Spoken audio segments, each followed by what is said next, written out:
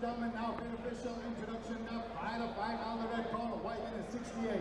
He's 19, stands 6 tall. He fights out of his squad, hole and hails from home, the Prince of Darkness, Gifford. And his opponent, fighting out the blue corner, weighing in at 67.9. He's 33, stands 5'9". He fights out of Aspire and hails from Liverpool, Marc McNally. Your referee, Mr. Simon Stavinci. Well, ladies and gentlemen, the action continues to roll on here at Almighty Fighting Championships 23. This is 68-kilogram catchweight contest. Cole Gifford fighting out of the red corner in the black Venom trunks trimmed with white as he takes on Aspire MMA's Marc McNally, whose last fight was in 2014. Wow. So it's been a good 8-year gap for McNally. So he's had a lot of time to practice. Amen. And it's showing it right now, and two top teams going head-to-head, the Hit Squad Hull and Aspire. And oh, he got tagged there! Goal just planted the hammer on Marc McNally. McNally in on the body locked out, trying to drop down, get underneath, pull those hips in. And Gifford, yeah, got those hands tried to less to defend the takedown, more to cause a bit more damage, but straight back to his feet, and you can see McNally doing the right things there, yep. Sweeping the legs, stepping side to side. I like that. I like to see wrestlers move. You know, wrestlers can have footwork too. Yeah. They don't all have to be blast doubles, but. And of course, all of this comes from the fact that Cole Gifford landed a couple of nice straights, and there was that final one that did it for him, and it looked like McNally went on ice skates for a second. Looked like Bambi for a moment, absolutely, but he recovered quickly. Either that or he fell the right way. Yeah. Yeah. He got in on the takedown. He got in on that takedown and he's opening up now, and he's onto the back now, one hook in, two. Can't see, yeah, has he got that second hook in? Looks like he has. He has. Cole's looking to stand up. He needs to shake him off and keep low. You usually see people who stand up while being back mounted do extend and straighten that neck out. It is a technique that we teach. If you can get someone to stand up, I mean, Carlos Newton. Yeah, absolutely. I hate to mention him all the time, but the guy with a jack of all trades. Are you kidding me? One of the greatest living Canadians that we haven't celebrated, so I'm happy with that. They're running.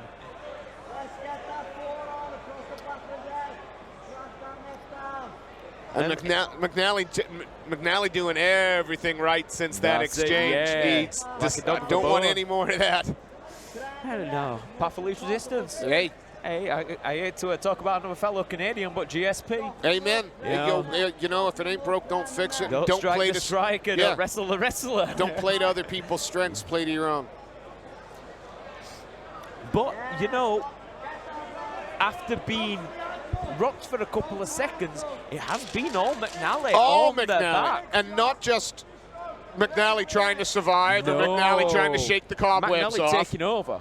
Like, this is an 8-year hiatus that... Yeah. And that first punch in your first fight, it's like jumping into an ice-cold river. Yeah. Like, yeah. Whoa!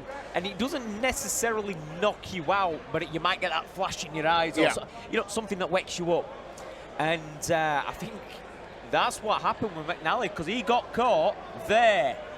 And he manages to kind of duck his head, getting on the hips, and he fought repeatedly for this takedown. Yep.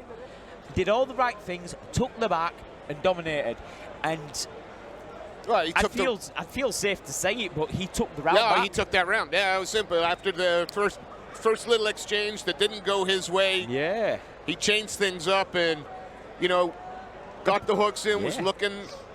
And there's nothing more dominant than back control, especially back control when you are doing damage. Yep. You know, it's one thing being on someone's back, they're not going to stand you up from there, but if you're on someone's back and doing something and not resting on your laurels and doing damage, you know, you're taking that round back. Absolutely. Well, cage door set to close. Second of 3 potential 3-minute rounds here. Now let's see what Gifford's got in, because I know I'm looking at Gifford right now and he's not done. He acknowledged his opponent. Okay, yeah. Let's go. Well, it starts on its feet again. And he does have the range. Maybe McNally wants to shoot in. Because he's got some sneaky short strike. For having the range, Gifford has some very, very sneaky short strikes. There we go. Yeah. Feint the uppercut, no intention of landing it. Came with the left hand. And just switching stance seamlessly. Throws the question mark kick there, just for good measure. Never gets old. Oh, that's it. Brace with the left throw, the left up high. We saw McNally do that earlier. Left hand, left kick, and that half step, it gets people. People are used to left, right, left. It certainly appears that Cole's taking a little more time. Yeah, trying to keep his hips back while he strikes. Not overcommitting, but you know, McNally's like a dog with a bone. He gets in on those legs and that's it. Trying to get that whizzer, but McNally's just gonna try and drag him to the ground. That's it. The minute he gets those hands clasped, it's like, right, fight on now. Yeah. And he's relentless with it, and he changes direction, and he goes low, he comes high. I mean, fair play to Cole. Yeah. He did not want to touch that canvas at all and bounce straight back up. But that's what happened in the first round, though. But eventually, one McNally, takedown leads to the next, which leads to the next. You chain them together, and that's what he's doing at the moment. Reshoot until you've got what you want. Yeah.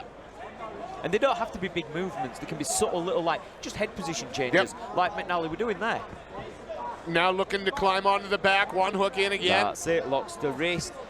And he's pulling that wrist. Oh, he's let go now, but he looked like he was pulling it, almost pulling Gifford away from where he wanted him to be a little bit, like counterproductive. Straight back in on the leg, lets go, realizes it's not working.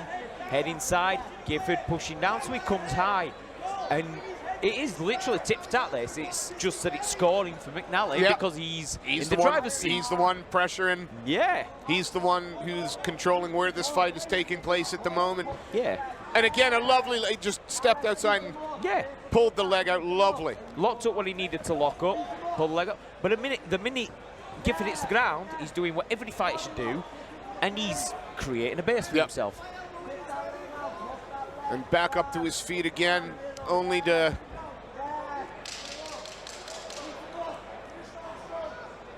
And now you'd think that it is all for Cole Gifford to do in the third round. He's not taken a ton of damage. He's looked the more dangerous on his feet, but as soon as McNally gets a chance to close that distance and get to the clinch, he does. As soon as he gets inside that reach, and the minute his hands are clasped together, he's going to work. Yeah. And he isn't just going for the one takedown. He doesn't necessarily look like he's setting off for a single leg. Yeah. He wants to get a touch on his man, and then he wants to see where his man goes, and he's stepping off, counter-moving and pulling the opposite leg, locking an arm up, locking the leg up, hitting the trip. If that don't work, taking the back, threatening that, dragging him back out to centre, and it's just a constant onslaught of takedown attempts. Yeah.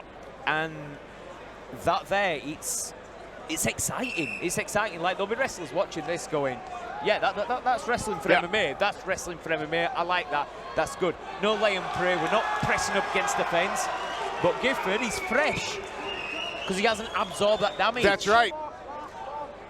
If anything, McNally's absorbed the most damage. Yeah, but won 2 rounds. And probably had to put a little more work in to do That's it. For any up-and-coming fighters, it's not necessarily about landing the shot. It's about playing the game and winning it.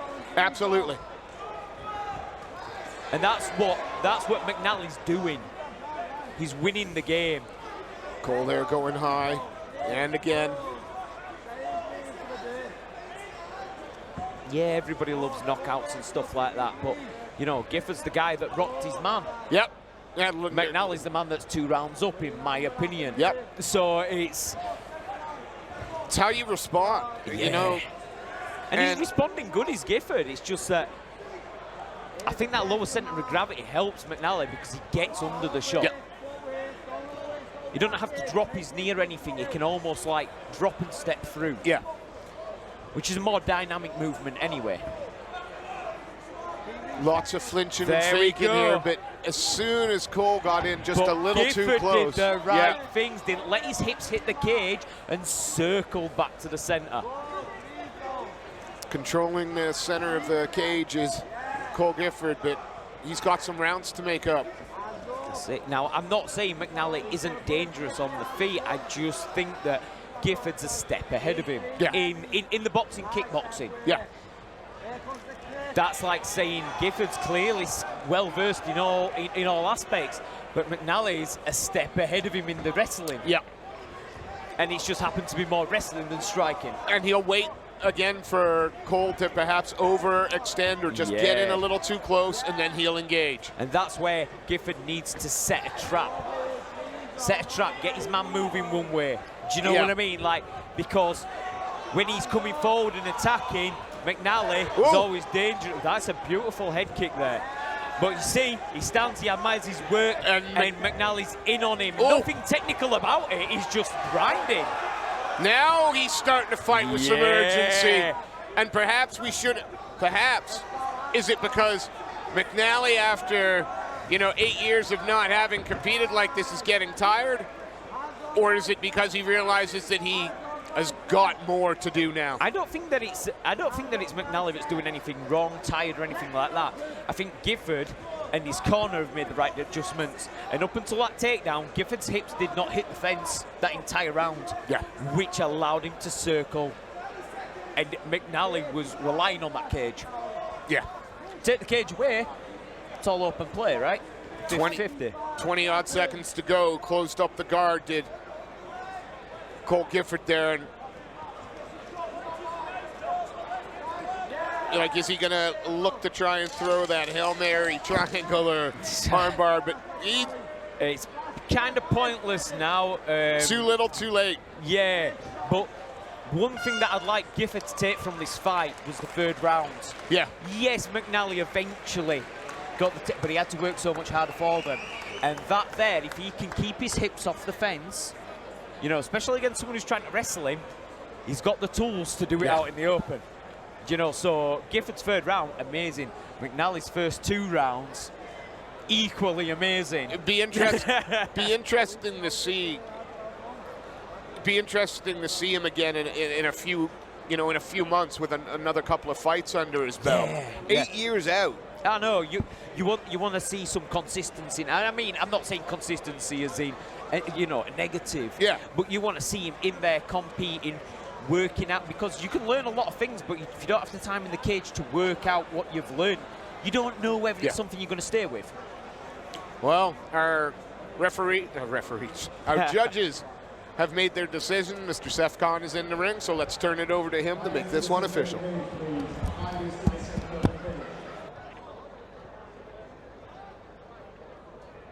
Ladies and gentlemen, after 3 hardcore rounds, we go to the judges' scorecard. All 3 judges score this in favor of your winner. In the blue corner, Marc McNally. Please show your appreciation for Cole Gifford.